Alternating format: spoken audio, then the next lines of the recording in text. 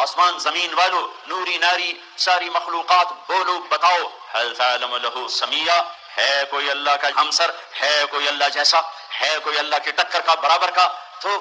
اس اللہ کا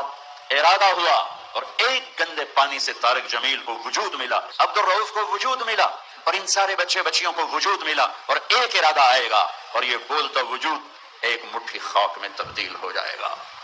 یہاں کی ہر عزت، ہر دولت، ہر شہرت، ہر بلندی، ہر پستی، ہر عروج، ہر زوال، ہر حسن، ہر جمال، ہر کمال کا آخر انجام، آخر انجام، آخر انجام میرے رب کی قسم چند مٹھی خاک کے سوا کچھ نہیں۔ ہاں جاؤ بادشاہوں کی قبریں کھودو، تمہیں مٹی کے ڈھیر نظر آئیں گے۔